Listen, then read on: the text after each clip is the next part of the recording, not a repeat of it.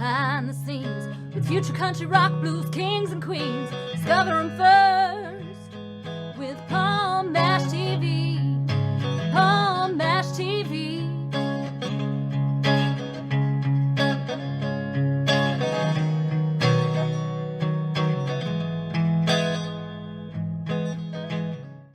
Well, hello there. It's Palm Mash TV time again. Thank you so much for joining us. Got a great interview coming up shortly. But before we begin, don't forget about that subscribe and bell buttons below you there. If you haven't yet, you're always going to be notified of any new episodes coming your way. And we'd love for you to leave a comment on the comment section if you like, so do that. We'd love to hear from you. And if you check the description part of this interview, we'll have contact info. And we'll have that contact info again at the closing credits at the end of this episode, so I hope you'll stay tuned for that. From Ottawa, Ontario, Canada today, we have Ryan Conway from the band WYNTR, and this is an awesome band. I think you're really going to love this guy, and we'll get to that in a second, but first here's a quick word from the Caden Gordon Show, so don't go away. We'll be right back right after this. The Caden Gordon Show, today's best country mix, is a 2-hour show playing independent and mainstream country music you know and love. Be sure to check it out at thecadengordonshow.com for more information on the show. Okay, we're back, and with us from Ottawa, Ontario, Canada, we have Ryan Conway with the group WYNTR, and very awesome artist. Thanks for coming on the show, Ryan. I couldn't be more excited to be not only referred, but also welcomed by yourself, Paul. Well, I appreciate that, Ryan. The first question I asked is, how did it begin for you as far as being an artist? I mean, maybe you've always wanted to be an artist when you were a kid. Maybe it came much later. I mean, everyone wants to know your story, so go ahead and say it. It starts with piano recitals for most people because it's your first kind of nerve-wracking experience in front of a crowd. Like, you've got your parents there. They don't have the music in front of you. It's your first real taste of that kind of nervousness. It's more the energy we feed off of as musicians, right? So that kind of thing as a young child. But then in the high school, obviously, like a coffee house type setting, every high school generally has that auditorium.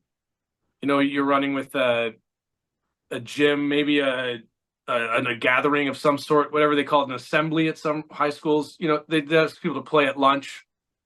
Every often time they'd have one on a weeknight, and you know, people would go.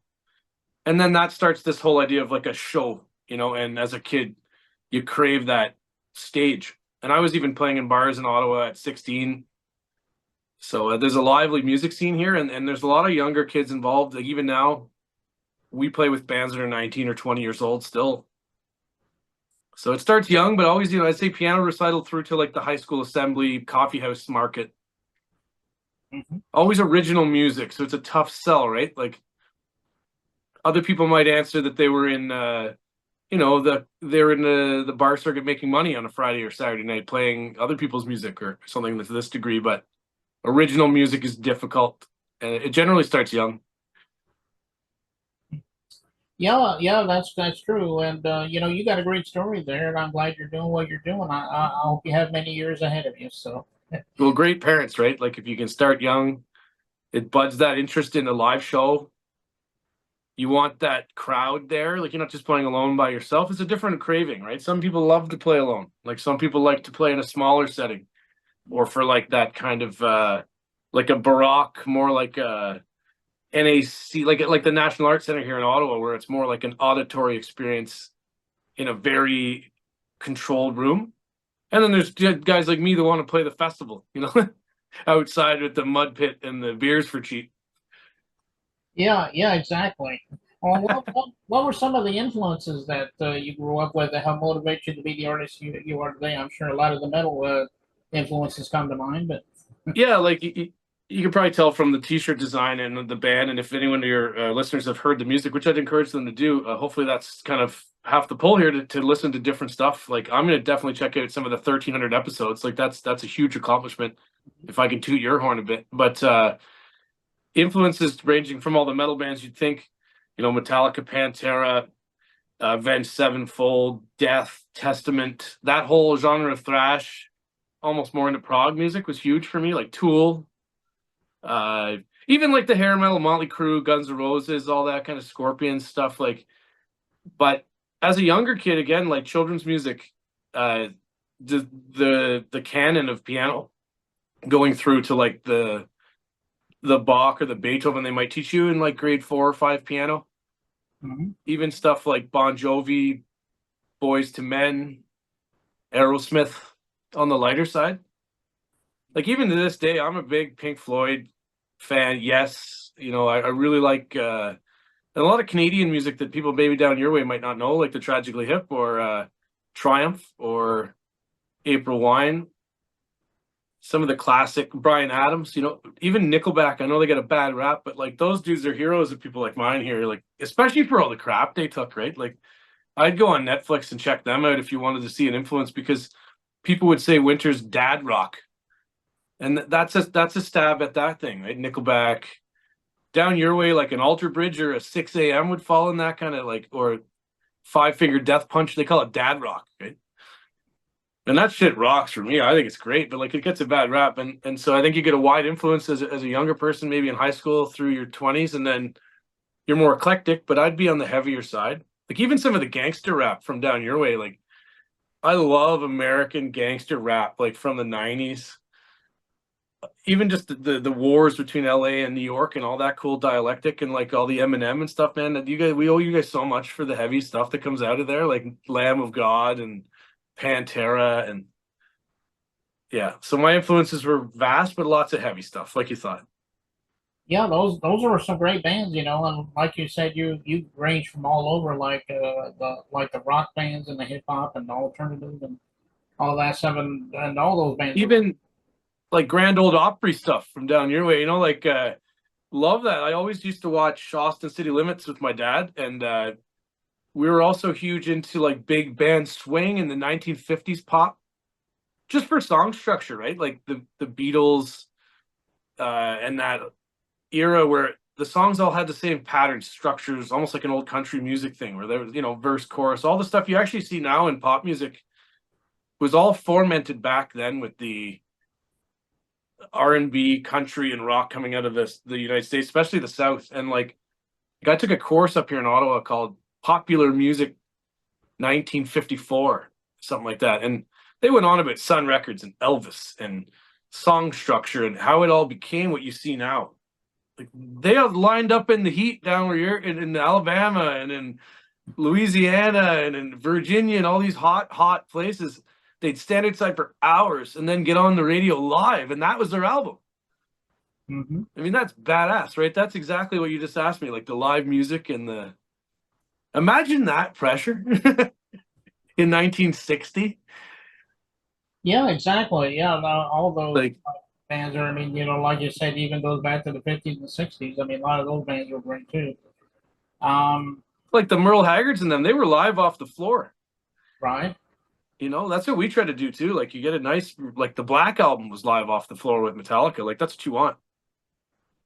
Okay, well, why don't you tell us a little bit about how we can find your music? I mean, I'm sure it's in streaming platforms, but maybe you have an official website or you're on social media and all that. Tell everybody where they can find it. So the physical copies market is kind of died off, right? So we don't really plant money in that. We could. A lot of bands have more money than we do, and they can make a lot of CDs. Even the vinyl market's becoming huge, but we don't have those offerings so much unless you come to a local show in Ottawa. But online, you can get Spotify, iTunes, CD Baby. We probably have SoundCloud. Anywhere that's a major platform that you kind of need to be, we have people in place that make sure the music is there. But I would direct everything to winterband.com. And you have to spell it wrong, right? WYNTR, because we think we're kind of death metal a bit, and at least in the imagery. And so it has that kind of wrong spelling. There's actually a gamer, I think, from the United States that's the same spelling. It's it's kind of a neat artistic way of spelling winter, and we're from Ottawa. It's very cold sometimes, although it's 39 degrees today, Celsius, which I think that's up in the hundreds for you. It's very hot, like Texas hot today, and the winter here is brutal. Like it will get as bad as you could imagine. 6-7 foot snowbanks, minus 40 degrees Celsius. It's outrageous, and so the band name is appropriate, right? Very cold place to be from. Right. Often colder than Siberia on the average winter day here. And you're on all social media as well, right? Yeah, Facebook is where you and I met, like through Messenger. Danny Rossi has a following there, where it was kind of. I think it'd be nice to tell your listeners and give him some props to introduce us, and I think that's really neat. That story you told me about the Bangers and Mash and the Dan Mash. Like I have a friend here in a band called Bangers for Breakfast, and I always call them Bangers and Mash mistakenly. And I actually brought that joke up in the last podcast, so it's funny that you had a similar story. But yeah, the places you can find us, right? Our website, though, www.winterband.com, would direct your fans to all of those different places. Okay. All right, well, go check them out on streaming and social media, and have to go to their web address. I know they would really love you for that. And yeah, please. This song we're about to play is called Door. I'm sure it's self-explanatory, but maybe there's a deeper meaning to this. So go ahead and tell us the story about this. So you asked me for a video, and again, money is an issue for our band. Like we don't, without grant writing or any kind of real push in an Ottawa or even national or provincial funding sense, because Canada's pretty good for arts funding, we're kind of on our own. And we all have full-time jobs. It's not our biggest expenditure. So what we do is just kind of do what we can, right? And the Door music video is a lyric video we put together, which they have a bad rap, but I think it teaches people the words, and it's helpful that way. And we kind of just recruited some shareware imagery and made a cool music video that we thought represented how weird the song kind of is. It has a Tool vibe. It's one of the lighter tunes that we have, but it'll give you an idea of the kind of groove we go for. And the lyrics, I think, represent what I'm going for. It's a little bit old now. It's from Amps and Lamps, which is our album that came out June 25th, 2022 now. So quite a bit, not too long ago, but for a rock band, 2 years is long enough. We got new stuff coming out. So I thought it represented us well. I thought maybe you'd like it. And it has the clean guitar and the dirty guitar, like stuff that we like to do, but most of our songs would be on the dirtier guitar side. Okay. Well, it is. Yeah, I appreciate the opportunity. Yeah, no problem. It is a great song, by the way, and I know you all are going to agree with that. And we're going to get to that in a second. But Ryan, I want to thank you so much for being on the show today. Come back anytime you want to plug something new. Maybe we'll have you back on. I'm going to introduce some people up here, up in the Great White North, Ottawa, the vibrant music community we have here, and the kind of people that I roll with, and the support in the community we have here, I think is infectious. We speak often about how it's like a 90s Seattle vibe we want, and it's getting there. The bands are working together. People discuss things. There's a culture. It's not as much of a competition, and I hope that would transfer globally. If not, I'd like to know about the other places in the world that are like that. Maybe we could go play there. Okay. All right. Well, let's go right to the song Door by WYNTR, and it begins right now.